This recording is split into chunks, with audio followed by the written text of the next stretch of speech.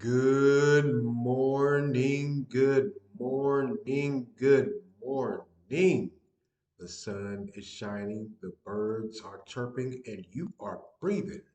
Today is Saturday, December the 16th, 2023. My name is Stephen Carnegie, and welcome to This Is Just a Thought.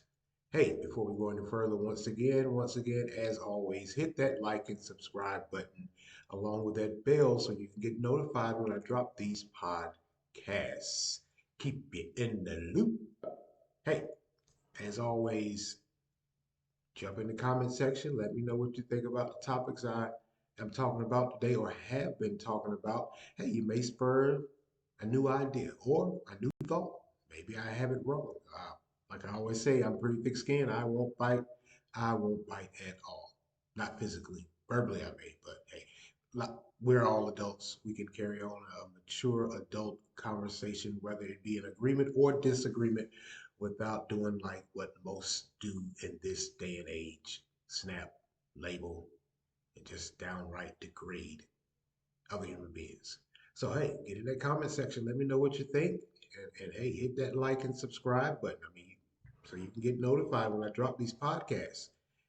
Like I always say, there's going to be a lot of interesting topics we are going to discuss.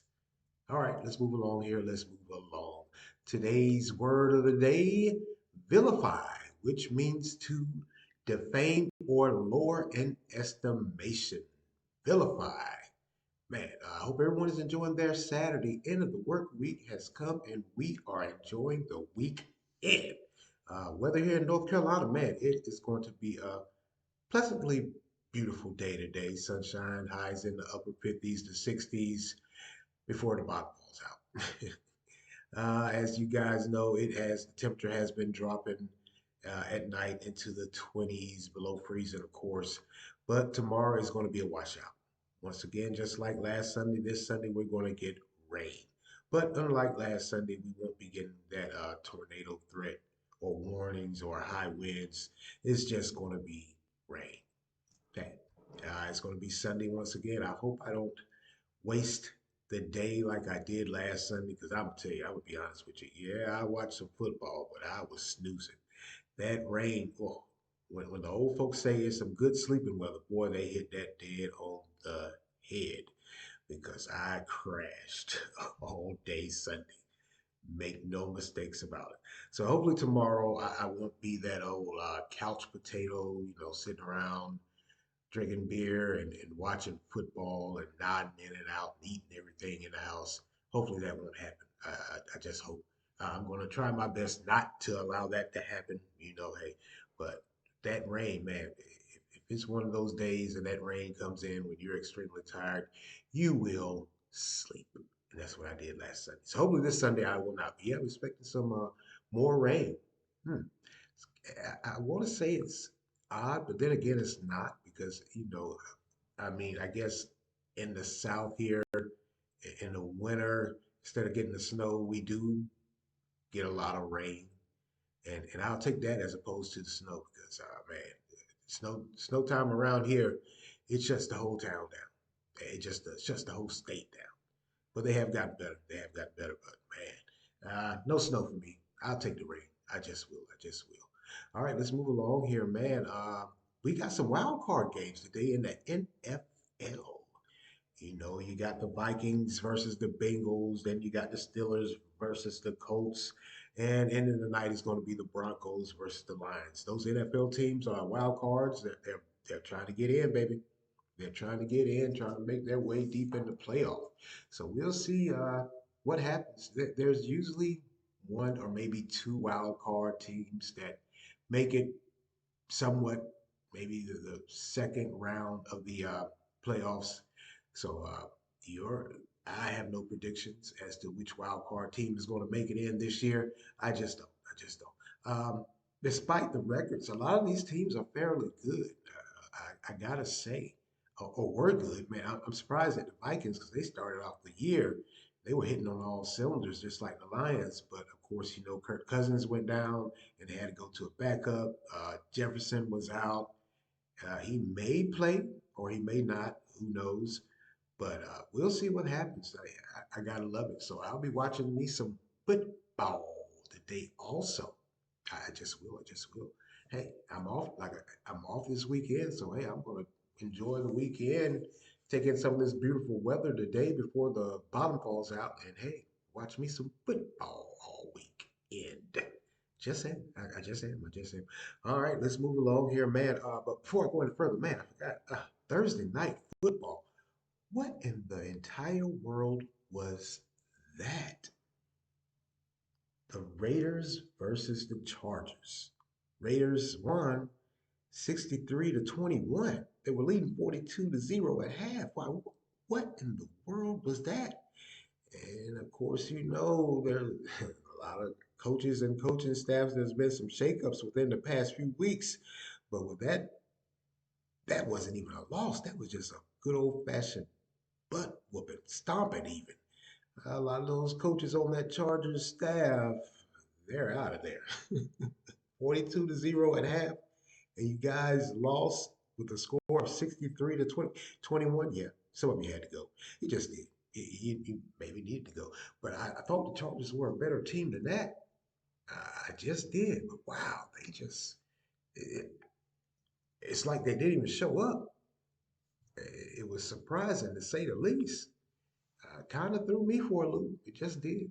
I would say it was a good game. Well, it was a good game for the Las Vegas Raiders. But as far as the Chargers go, wow, what in the world? Man, it was embarrassing. That just was. That just was.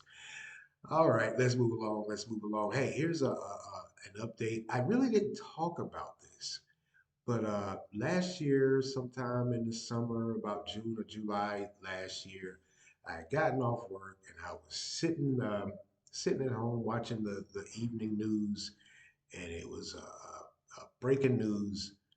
A body was found in a backyard in Fuquay Marina, which isn't that far from.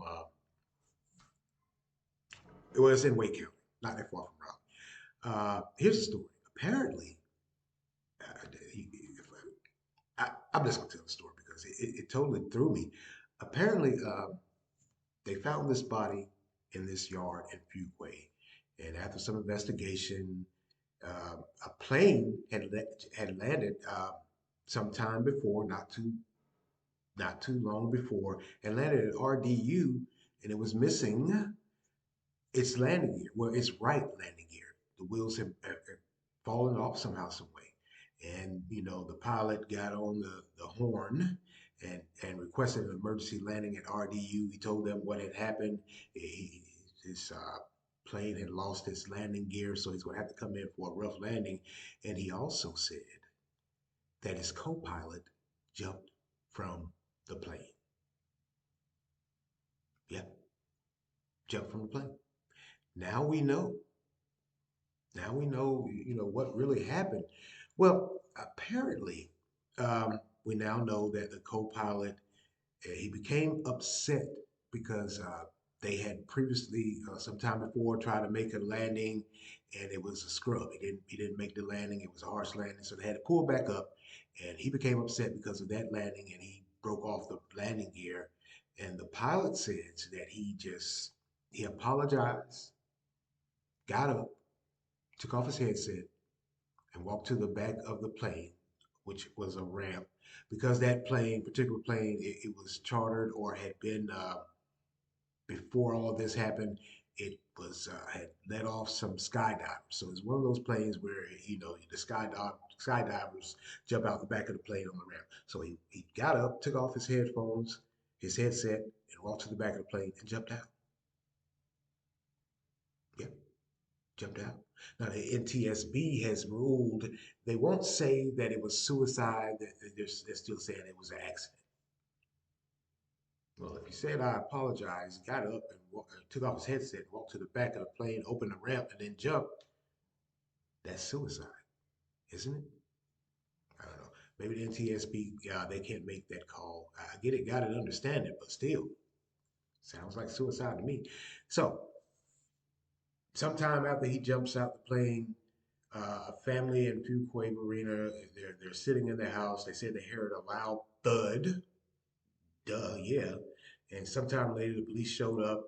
They go through the backyard, searching, looking, and they found his body without a parachute in the tree line. There goes those lights again. I do apologize. I do apologize. Was definitely not a fan of this location, to say the least. To say the least. But as I continue to talk, so police get on the scene. Like I said, they do their canvas. They're looking for this guy. Turns out he's laying in a tree line, dead. Like I said, the NTSB came out with their report, and they're not saying that it was intentional. They're just saying it was an accident. I guess they can't say it. Now, I'm not laughing at this, but it does make you wonder. Because when I first heard the story, I thought to myself, good Lord, what did they get in a fight? What were they running from drug smugglers? What are they, drug smugglers? Everything was going through my mind because it's such an odd story. Who ever heard of someone just flat out jumping out of a plane? And no one. I haven't. This is the first I've heard of it. So it's finally come out that he did, in fact, jump out. He wasn't pushed out. He jumped out. Now, they did a toxicology report and they did find something they called a kratom. I hope I'm saying that like right.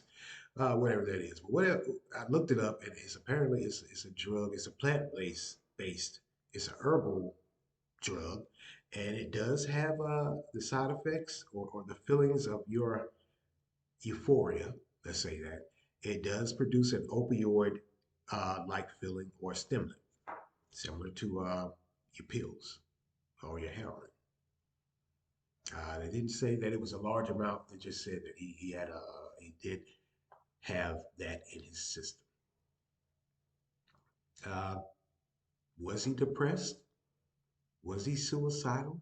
Because all those that know him, friends and those that have worked with him, because he was a pilot, he was the co-pilot of this particular aircraft. All of them said this is totally unlike him. There was nothing going on. They can't imagine why he would just get up like that and jump out the plane. Um, still, still so many questions. Um, Whatever the previous landing attempt was, did it rattle him that much that he had messed up? But he really hadn't messed up because they're saying the landing it was thwarted because of the wind shear, and that's what ripped off the landing gear. Maybe he was a perfectionist. Maybe he just thought he had been doing it for so long because he was an experienced pilot. He'd been doing it for so long, and maybe he just thought he got down on himself or got down on himself and said, that was a bonehead move. I mean, we all make mistakes, but sweet Jesus, I don't think I would do that because like I said, when the story first broke, I thought, well, what in the world did he get in a fight with the pilot? What were they running drugs? Uh, what was the problem? Why he would end up in somebody's backyard in the middle of the day? Now we know. And now we know, and now we don't know, because like I said, there's still so many questions.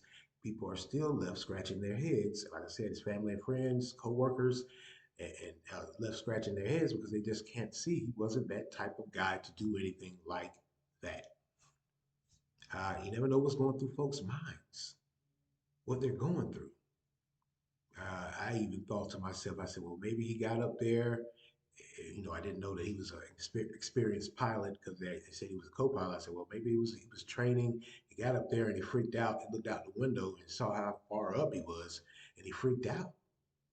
But now we know because of that landing attempt that failed the first time, they had dropped down some altitudes to try to perhaps come back around and try it again.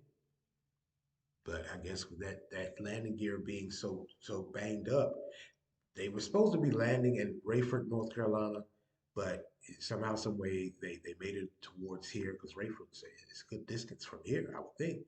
They made it to RDU, and hey, before they got to RDU, like I said, he jumped out the back of a plane and landed in someone's yard in Fuquay Varina, which is it isn't that far from RDU. It's in Wake County. It's just not. So how they got that turned around, I'm sure I'll never know. I just wonder what was going on up there. But yeah, the 911 call from that homeowner. Whew, yeah, when I first heard it, I was like, "Good Lord!" He said, "Yeah, somebody fell out of the sky. They're laying in my backyard." And I thought, uh, that's gotta throw you for a loop as you're sitting in your house. Like I said, it was in the middle of the day, you're relaxing, you look at TV or whatever, and you hear that thud, that sickening thud, and you go out and you see that. How long is that image going to stay in your mind? You never know what's going on with folks. You never know what they're thinking, how they're feeling. But this right here, like I said, it threw me. It just did. It really did. And if anyone, can remember this story from July of last year, get in that comment section. Let me know what your thoughts were. Because, like I said, when I first heard it, when I was watching it as it was unfolding, I thought to myself, "Good Lord, this guy freaked out up there and jumped out the plane. He had to. There's no way in the world you could convince me otherwise. He had to." But now we know. Maybe it was suicide. Hmm, All right, let's move along here, man. An update, an update of sorts. Back in October, if for those that remember the show Friends, I'm sure you guys remember the death of Matthew Perry, and now it's been revealed the cause of his death at 55 years of age. Now he was known he had battled alcohol and drug use for so many years. But now we know the cause of his death. He was found in a pool at his home, um, submerged in water. And now we know that what they're saying the cause of his death was what is called acute effects of ketamine. Ketamine. Is that a thing? Yeah, it's a thing. I, naivete on my part, I didn't know. If you're like me, some of you out there may be saying ketamine. What the hell? Ketamine it has many uses. Now we know one of the main uses that it's mainly known for, it is a horse tranquilizer. So it pretty much knocks horses out. But of course, in recreational use, it gives you a feeling of that euphoria of disassociation. You zone out or whatever, however you want to word it. So he was found in a pool, submerged in water. Of course, by the time he was found, he was dead, overdose. Wow. They did find some more pills. And they said more pills and alcohol around or whatever, but they're saying that it was flat out the ketamine in his system that did it. Um, Side note, I know here in recent years we all remember the story of the great singer Whitney Houston, and then her daughter. Whitney was found in a bathtub. Her daughter was found in the bathtub too.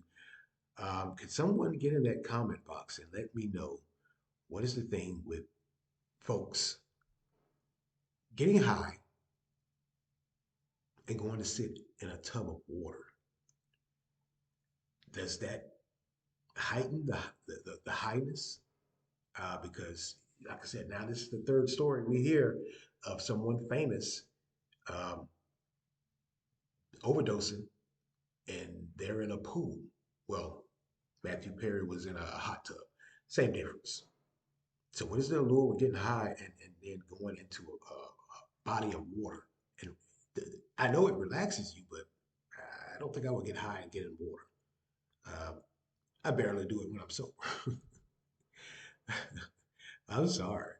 Now, what also another use for this ketamine is what they're saying after this report was released on Friday, yesterday, that ketamine is also known to treat depression and anxiety. So, also they're saying at high levels of ketamine, uh, it it can Of course, like I said, it gives you that feeling of disassociation, and you're just relaxed. So maybe that's the Lord, but I don't know about ketamine, a horse tranquilizer. I don't think so. I just don't. Now he had. Now, if you're saying to yourself, how did he get a hold of ketamine? Well, he had been receiving ketamine, what they call ketamine infusion therapy for depression and anxiety. Remember, I tell you that's one of the many uses besides the horse tranquilizer. It is also used in humans to, in low dosages, to fight depression and anxiety. Man, it does have, it's used also as an anesthesia for when they're trying to put you under. It knocks you out. If it can knock a horse out, imagine what it can do to a human being. Um, this feeling of this euphoria, or what they're saying, disassociative nature, it gives you a feeling of separating the mind from the body relaxes, the mind relaxes, and it also has what they're saying, a short duration of hallucinations. Hmm. And psychedelic effects, man, that's a bad high. That's a bad kick. I don't want no parts of that. I don't want no parts of that. I'll stick to my beer and my scotch. I just will. Not laughing. I'm being honest with you folks here. I've often said many times as it relates to these different types of drugs that folks are using. Hey, that's your thing. That's your thing. Do you? I'm not going to knock you. I'm not going to belittle you or low rate you or degrade you. But that's a no for me. No, I'll stick to my beer and my scotch. I just will. Um, those hallucinogenic side effects and that psychedelic side effects. No, I'm bat stink crazy enough. I don't need anything else heightening that up. I don't. I don't hallucinate or anything like that. But I'm always. I've often been told that I'm always on a heightened sense of awareness. I'm too wound up. Maybe not. But I don't think I would try any of these drugs, whether it be the ketamine or the kratom. Once again, I hope I'm saying that right. I've never heard of that a day in my life, but apparently it's a thing. I guess I'm an old fogey. I guess I am. I guess I am. Man, as far as drug use goes for me, I got to be honest with you. The biggest thing I've tried is marijuana. Yep, that's it. I didn't go any further. I know they say that marijuana is the gateway drug. I stopped at marijuana. I stopped at the weed. I stopped. I said, nah, this is not for me. Uh, did I like it? Yeah, I liked it. I just did, but I stopped. I said, nah, I don't need anything else. I don't need no cocaine. I don't need no heroin. I don't need no pills. I don't need no ketamine. I don't need no kratom. I don't need anything else. The weed is fine for me. And that's where I drew the line.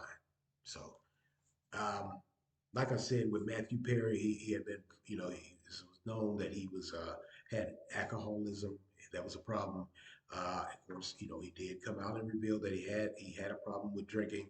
He also talked about his depression. Where, maybe the drugs led to the drinking and the recreational drug use. Maybe that heightened his depression. Maybe he was depressed already before and had anxiety, and maybe these drugs he thought that could help him because it was well, it wasn't prescribed, but he was taking it to fight his depression and anxiety. Wow, just wow. 54. Wow, this guy's 4 years older than me, and um, I guess they would call it an accidental drug overdose. But my question is, how is it accidental when you know you're taking a drug willingly? How's it accidental? Well, I guess you build up a tolerance for so long, and when you take that one last final hit, I guess that's what they term it, accidental. News to me, news to me. But I just wanted to keep, I hadn't talked about that, and when that autopsy report came out yesterday, and I started reading, and ketamine, I'm like, ketamine. Wait a minute, I had to ask him. I said, "What is ketamine?" The guy said, "It's a horse tranquilizer. You damn fool." said, horse tranquilizer? Who's using that? It's a thing. It's a thing right up here with, with that pilot, a co-pilot that jumped out of the plane that they found had a kratom in his system. So that's a thing now. Uh, I guess the old days of smoking the reefers, the little reefers is gone. Everybody's escalating to something greater and bigger. All these synthetic drugs are coming out. Mm, mm, mm. Folks, oh folks, the world we are living in, it is just it just blows my mind. It just does. It just does. We'll I pray for everyone. Because these first two stories that I talked to you guys about, what they found in these guys' systems, is something I never thought anyone walking the face of this earth would use, especially that horse tranquilizer. I'm sorry. That's a little bit too much for me. It just is. It just is. It's way too much for me. It just is. Wow. Um, Again, my apologies. I had to use this place at the last moment. I apologize. Like I said before, it's one of those rooms where you have those you're say conserving energy. So the lights go off every so often. All right, let's go get it. Now it's been widely known, it's been widely talked about with former President Donald Trump and how he's surprisingly with all the indictments, with all the smearing and name talking and everything, this name calling that is going on, he's leading in the polls. Yeah, he's on trial and he has all these cases open that are open, and he's leading in the polls. Yeah, he's leading. But one thing that has came out, and like I said, it's been talked about, and now they're really, really, really looking into it and looking at it, is that Donald Trump is leading in the polls with a more a specific group, and that's the Hispanic voters. A group that is, for all intents and purposes, it's widely known that they're supposed to be Democrats. So how did old President Donald Trump end up gaining their support and more importantly getting their attention to the point where they're flat out, a lot of Hispanics are saying, hey, President Trump, is it his no nonsense style of politics? But he tells it like it is. Hey, a lot of people like that. Uh, for so long here in this country, you got to admit, let's be honest with each other. I know I personally, I'm so sick and tired of hearing these politicians get on these soapboxes and run their mouths, and then when they get in there, they do absolutely nothing but continue to run their mouth and go the opposite direction from what they were put in there to do. They just do. So what they're saying is, it looks like, as far as the election cycle goes for 2024, he's ahead in the polls. He just is. Now, among Hispanic Republicans, he maintains a lead with 50% responding and saying flat out they would vote for him for the GOP primary. The poll also found that Governor DeSantis, he only has 12% of their vote, and Swamy, the one he's been compared to Trump, he only has 9%. And I mean, wow. That's saying to me that over half of the Hispanic population or the Hispanics that are Republicans, they're going to vote for Trump. So is Trump name going to be on the ballot next year? I think it is. Whether he gets an indictment or not, it still may show up on that ballot for the president. Well, at least for the Republican nomination. I mean, if he gets a nomination, then it's going to show up on the ballot for the presidency too, also in 2024. Now, it makes you think and makes you wonder also about what in the world, what is his appeal? Hmm, I really can't tell you. But another thing that has came out And old President Biden and the Democratic Party, they got to be pretty weary of this, and they got to be aware. Um, they're saying that Trump, he has 58% of Hispanics say they would vote for him, while 31 saying that they would support Biden. Hmm, that's some numbers for you. I think honestly, I gotta be. Let's be honest with each other. Let's be truthful. Uh, the Democratic Party, you guys got to get on the stick. You got to figure out what is going on. Because although this poll only said that those registered as Republicans, what are if over 50% of them that are registered Republicans are saying, yeah, we'll vote for Donald Trump despite all he has going on, what are those on the Democratic that are Democrats? What are they saying also? Because we all know the Hispanic community is a pretty tight knit familia community, which goes to say, hey, if family's doing this or saying do that, they're going to do it. Chances are. Or will it put a division that in the family that we have now with many of us as American citizens, whether it be black or white? We all heard the stories and we've all seen the social media posts and videos of family members going at each other because of Donald Trump, President Trump, and Biden. One person or persons are Democrat and one is Republican, and they're saying they're vowing and putting their support behind former President Trump, and those on the Democrat side in the family are saying, how could you vote for this guy? He's this, that, or whatever. He's a horrible person. Hey, if your mind's made up, your mind's made up. It doesn't matter what you, me, or anyone else says. That's who they're going to vote for. So will this put a rift in the Hispanic family? Chances are it will.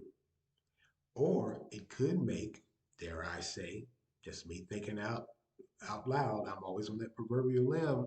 Like I said, they have a tight knit family and community, and when one says do this, the rest usually follow. So what's going to happen? It's going to put a rift. It just is. It's already done it with like I said, regular U.S. citizens. It's kind of makes you wonder once again also with Trump and his stance on immigration and how he's saying he's going to build that border wall. How can those Hispanics so support so show support for him? Makes you wonder. Um, maybe, just maybe, I gotta say it. I gotta say it. As far as President Biden being down in the polls, I think a lot of people, once he got in there, a lot of people are questioning his leadership and what he's doing. Not just his leadership, but his age also. How he bumbles and stumbles away in through speeches. So maybe that's the appeal for President Trump, or one of the appeals for President Trump. How he always appears to be up on his game. Hmm. I don't know what to say about that, but yeah, it appears on President Trump he does have support, and I was thinking he has support for those because oftentimes what we hear is he's mainly supported by white conservatives or white evangelical or whatever or what have you, or white hardline Christians or some blacks. Now it appears he has some Hispanic pool also. Hmm. We'll see what happens with that. We will see what happens with this, but this is very interesting. Like I said before, this presidential race is going to be very interesting. The GOP nomination already is very interesting. It just is. That last debate, hey, it's anybody's game. To be honest with you, I'm still predicting Christie's going to drop out. I just said, but maybe he has. Maybe he will soon. Or he may just stick in there and tough it out just to say I did, and what are you going to do about it? Who knows? Who knows? Uh, Nikki Haley, former UN ambassador and governor or congressman or senator for South Carolina, they flat out asked her. At one point in time, you were supporting President Trump. You were in his cabinet. and now you look like you're saying that you still support him, but it's only to an extent or to a degree. And she said, "Yeah, that's right." Um, at some point in time, I guess she realized or had to acknowledge that she feels some things she can stand and support with former President Trump with, and then some things she can't. What do you know? She's a human being. Um, that's I, that's the way I look at it. Some things I can stand and support with them of, and some things I can't. I mean, that's just the way the mob flops, how the cookie crumbles. I honestly don't believe wholeheartedly that you are supposed to back a politician, even when you know in your heart that they're wrong. You're still standing firm and behind them, and you're going to say, no matter what, he's right. That's not what we. Your brain doesn't work like that. You have more than enough common sense and ability to derive and differentiate from what's right and what's wrong, what's real and what's fiction. And that's pretty much what she's saying. She's not flip flopping. She's a human being. She has a brain and she uses it. She's a free thinker. So uh, let's not forget Chris Christie. Hey, he was a one time Trump supporter also. So I'm sure he could probably say the same thing. Hey, something DeSantis also. Hey, sometimes I thought he was right on path, and there's some issues and topics and whatever, what have you, I didn't agree with him. What's the big score? What's the big debate about that? A lot of you in your own homes with your own family members, you do that. So why would when you get out in public and you vote for somebody, and why wouldn't you have that natural God-given ability or thought process to change your mind with some things that you agree with and some things you don't?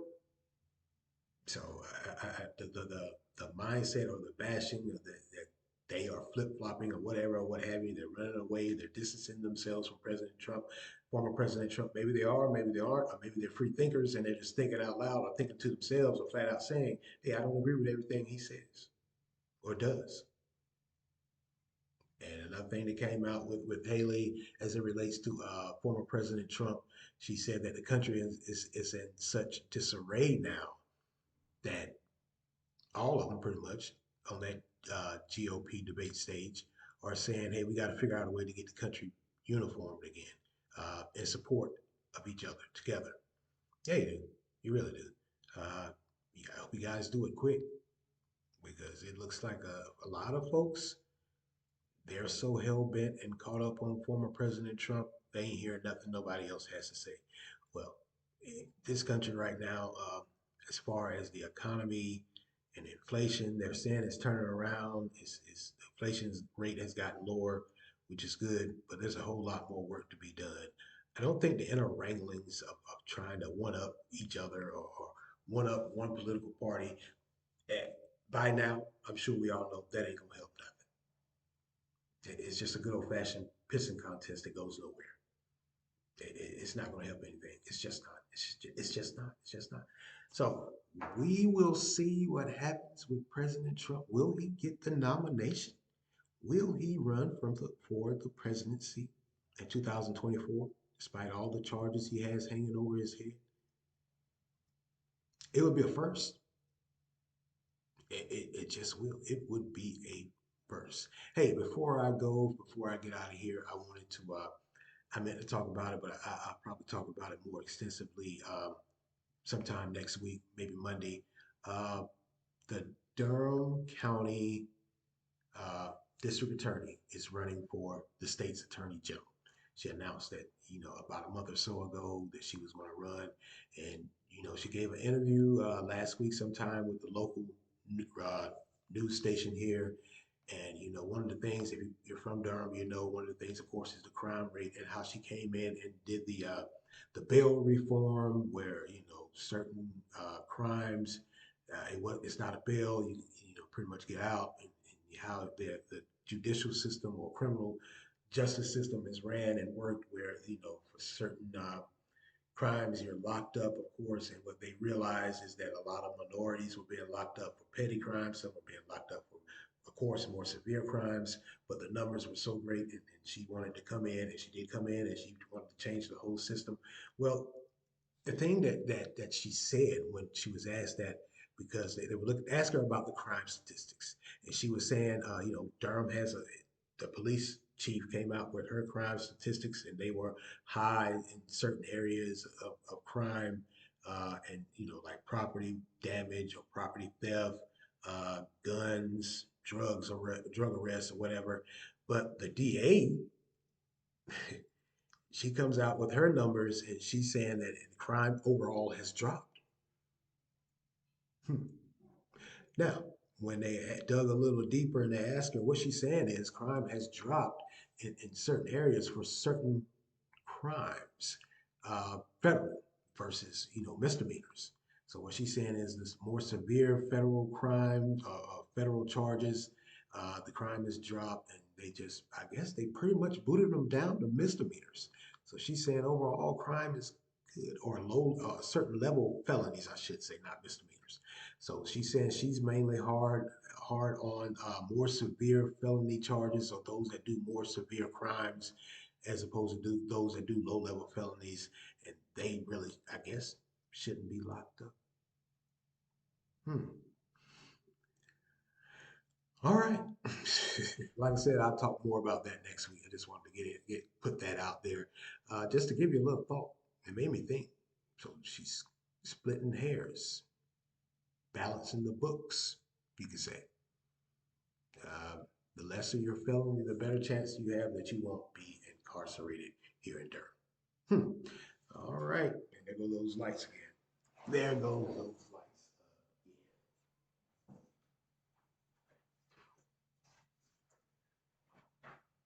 All right. All right. I'm back. I'm going to get out of here. I'm going to go and skedaddle. Hey, get in that comment section. Let me know what you guys think about the topics I talked about today with the gentleman pretty much jumping out of the plane that had that opioid filling stimulant, but really an herb kratom in his system. Let me know what you think about Matthew Perry and him having that ketamine tranquilizer in his system. And let me know what you think about old President Trump. It looks like he has garnered some huge numbers with the Hispanic population. Population that, hey, he was saying, hey, send them back, deport them. They're illegal. Apparently, some of them are Republicans, and they said that they're supporting what he said or where he stands. So let me know what you think about that. Let me know what you think about that. Hey, and as always, thank you all for lending me your ear this morning. Continue to like, support, share, follow. Uh, get in that comment section. Let me know what you think. Hit that like and subscribe button and that bell also, so you can get notified when I drop these podcasts. Keep you in the loop. And thank you for listening to This Is Just a Thought with Stephen Carnegie.